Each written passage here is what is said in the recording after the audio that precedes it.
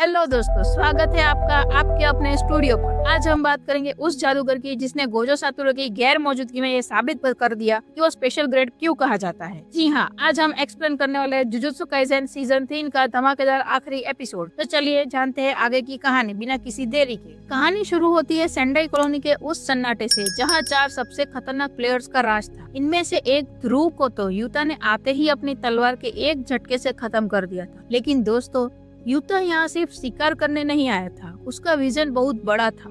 Megumi ने 2 rule add करने को कहा था ताकि प्लेयर्स पॉइंट ट्रांसफर कर सके और गेम छोड़ सके। लेकिन युता ने सोचा नहीं, ये काफी नहीं है। उसे 2 और मास्टर रूल सोचे। पहला कि प्लेयर्स आपस में बात कर सके, दूसरा तो अपनी मर्जी से किसी भी कॉलोनी में आ जा सके। युता जानता था कि उसके दोस्त यूजी और मेगुमी शिगुए कांड के बाद बहुत थके हुए हैं।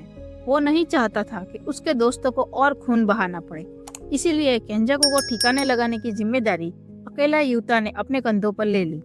युता कुछ मासूम लोगों को बचाकर एक सेफ स्टेडियम में ले आता है।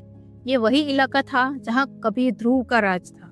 लोग अभी राहत की सांस ले ही रहे थे, तभी युता को एक अजीब सी आवाज सुनाई देती है। वो सभी को स्टेडियम के अंदर जाने को कहता है। तभी हम देखते हैं एक खौफनाक नजारा। 2 लड़कों के पीछे एक काला तूफान पड़ा हुआ था। जैसे ही वो तूफान करीब आता है, पता चलता है वो हवा नहीं बल्कि लाखों भूखे कॉकरोचों का झुंड है।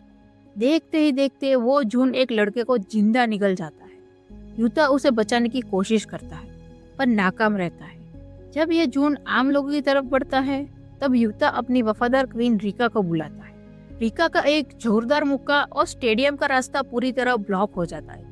इसके बाद युता अपनी तलवार में कर्स एनर्जी भरता है और एक ही स्लैश में उन लाखों कीड़ों को राख बना देता है। यह तबाही मचाने वाला और कोई नहीं बल्कि कर्स स्पिरिट कुरुओरोशी था। होगा ने कंफर्म करता है कि ये स्पिरिट भी करीम गेम का प्लेयर है। कुरुओरोशी अपनी फेस्टिंग लाइफ स्क्वाड लेकर युता पर टूट पड़ता है। युता उसका हाथ काट देता है, लेकिन ये स्पिरिट बार बार लाखों नए कीड़े पैदा कर रहा था।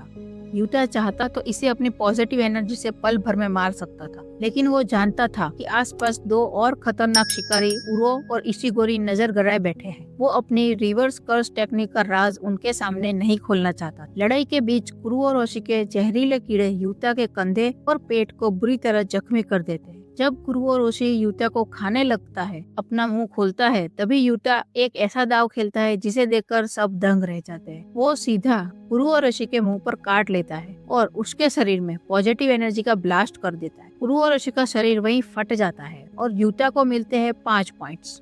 तभी उरो उसके पास आकर बोलती है, तुम्हें रिवर्स कर्स टेक्निक आती है? इससे पहले युता कुछ कर पाए, उरो अपनी टेक्निक इस्तेमाल करती है जिससे युता बहुत दूर जाके गिरता है। युता कुछ समझे उसके पहले ही उरो उसके पास जाकर उसे एक मुक्का मारने की कोशिश करती है। युता बच जाता है और उसे सामने से पंच मारता है, लेकिन उसका हाथ अचानक ही बहुत लंबा हो जाता है और उरो फिर से उसे दूर फेंक देती है। युता देखता है कि उसके हाथ को बिल्कुल चोट नहीं आई थी।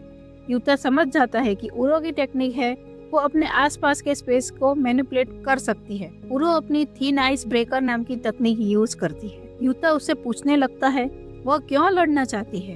उरो बताती है उसने फिर से जन्म लिया है और कलिंग गेम उसकी नई लाइफ का पहला पड़ाव है। युता बोलता है, क्या तुम्हारे पास कोई दोस्त या साथी नहीं है जिसके लिए तुम लड़ रही हो? तुम बस अपनी खुशी के लिए हजारों लोगों को मारना चाहती हो। अब उरो का दिमाग खराब हो जाता है। वह युता को पकड़कर हवा में उड़ जाती है और उसका गला दबाने की कोशिश करती है, पर तभी इशिगोरी इन दोनों पर ग्रेनेड ब्लास्ट कर देता है। युता और उरो डिसाइड करते हैं कि उन्हें पहले इस इशिगोरी को ही मार देना चाहिए। इशिगोरी युता पर लेजर की बारिश कर देता है। इशिगोरी को असल में लड़ना बहुत पसंद है और लड़ाई करके ही उसका पेट भरता है। युता किसी तरह उसकी लेजर से बचता रहता है। युता को आसमान में उछाल दिया जाता है और तभी उरो यहाँ आ जाती है। वह थीन आइस ब्रेकर का इस्तेमाल करती है जिससे युता सीधा नीचे आकर गिरता है। इशिगोरी गुस्से में बोलता है कि तुम मेरे काम में टांग मत अड़ाओ और उरो की तरफ लेजर ब्लास्ट करता है, लेकिन उरो आकाश को घुमाकर इशिगोरी की लेजर वापस उसी पे मार देती है।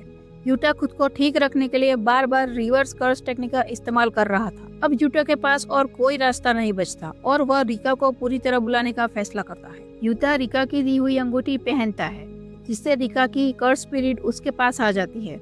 युता अब अपने फुल पावर से लड़ सकता है। युता अपने हाथ पर एक लोहे का दस्ताना पहन लेता है। जैसे कि हम जानते हैं कि रिका की आत्मा को शांति मिल गई है, लेकिन उसकी कर्स स्पिरिट की कॉपी अब भी युता के पास है, जो युता के लिए कर्स एनर्जी और कर्स टूल स्टोर करके रखती है। युता जब भी अपनी रिंग पहनता है वह रिका से कनेक्ट हो जाता है। यह कनेक्शन 5 मिनट तक रहता है। युता अब उरो की टेक्निक कॉपी कर लेता है। इसी बीच तीनों लोग एक साथ अपना डोमेन एक्सटेंड कर देते हैं।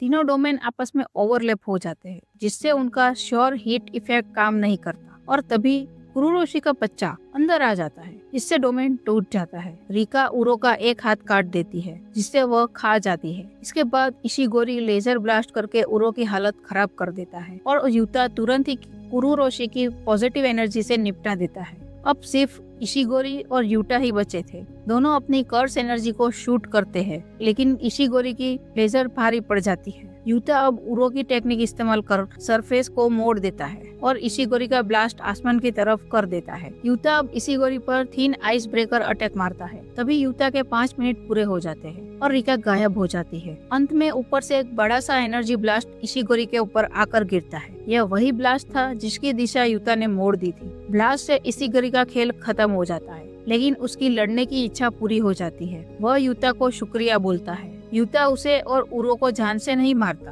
और उसके सारे पॉइंट ले लेता है। युता के पास अब टोटल 190 पॉइंट हो गए थे। और दोस्तों, यही सीजन 3 का एंड हो जाता है। हमें आने वाले सीजन की कुछ झलक भी दिखाई देती है, जैसे सुकोनो का असली रूप, माकी, हाकारी और केंजाको। अगला सीजन शायद अगले साल ही आएगा। आपको यह सीजन कैसा लगा? कमेंट करें, लाइक करें, शेयर करें, सब्सक्राइब करें।